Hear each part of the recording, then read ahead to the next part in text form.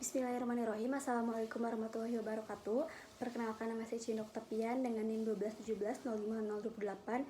Di sini saya akan menjelaskan tentang modul 1, melakukan debugging pada Android Studio. Pada modul pertama ini, saya akan melakukan debugging pada Android Studio dengan menggunakan project kalkulator yang sudah ada. Di sini di modulnya saya dapat mengunduh project pada tautan berikut. Kemudian pada tautan yang sudah disertakan tadi, saya dapat mengunduh project tersebut. Kemudian dibuka project Simplecalc. Di sini saya dapat menyesuaikan project tersebut dengan melakukan setting versi Gradle terlebih dahulu. Kemudian pada file build Gradle. Selanjutnya di sini saya menyesuaikan versi SDK, maka yang dapat dilakukan adalah melakukan setting pada compile dan target SDK sesuai dengan versi SDK yang digunakan pada Android Studio. Kemudian melakukan build project kembali dengan cara memilih menu build, rebuild project untuk memastikan bahwa tidak ada konfigurasi yang error.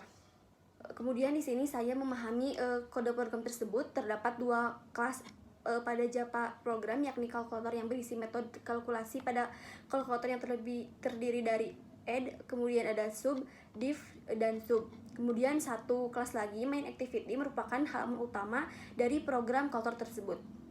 Nah, bila sudah, jalankan program tersebut pada emulator atau device dengan memasukkan nilai 10 untuk angka pertama dan kosongkan angka kedua. Selanjutnya, lakukan pembagian div pada program kalkulator yang telah dibuat.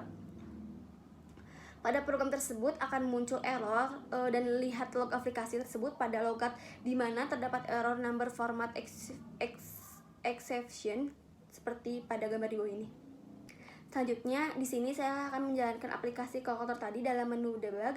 Selanjutnya perlu menaruh breakpoints. Breakpoints itu digunakan untuk melihat eksekusi pada baris metode atau melihat nilai dari variabel. Tandai program tersebut dengan menaruh tombol merah pada baris program. Yang akan Anda lihat kali ini akan menaruh breakpoints pada variabel.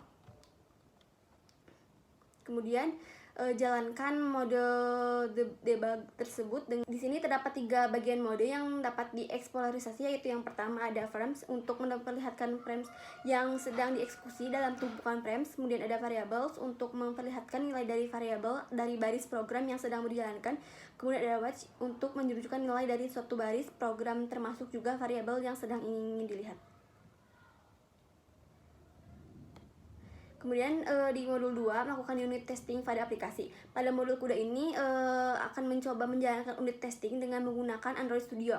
Secara default, pada saat project tersebut dibuat, sudah dibuatkan kode program sampel yang dapat digunakan untuk testing, dan kita dapat mengubah kode program tersebut untuk kebutuhan testing yang dilakukan. Yang package test tersebut menemukan satu buah kelas kalkulator test, di mana terdapat yang pertama ada definition dari program, merupakan library yang digunakan seperti pada package org unit. Kemudian ada run with, merupakan notasi yang menandakan bahwa testing akan dijalankan pada kelas ini. Kemudian ada small test sebagai informasi yang disertakan pada unit bahwa metode tersebut merupakan test method. Kemudian ada setup, merupakan metode yang digunakan untuk setup awal testing dan digunakan untuk menginisialisasi variabel atau objek yang digunakan untuk multi-level test. Kemudian ada add to numbers, merupakan metode yang digunakan untuk testing. Kemudian melakukan pengetasan, melihat kode existing yang sudah ada dengan melihat metode add to numbers, di mana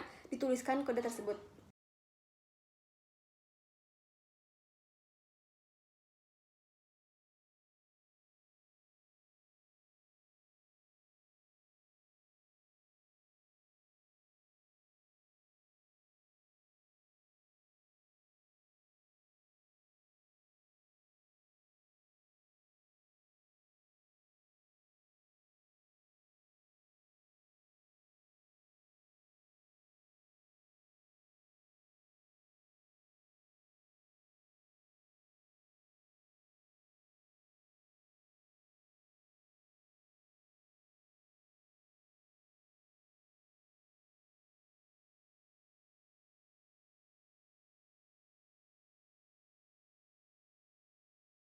Kode program tersebut menunjukkan bahwa hasil penambahan overrun 1 dan overrun 2 menghasilkan 2D.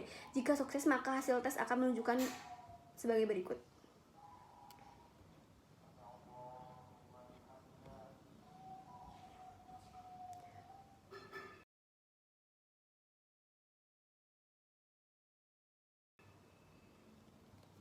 Mungkin sekian penjelasan dari saya, kurang lebihnya mohon maaf. Wassalamualaikum warahmatullahi wabarakatuh.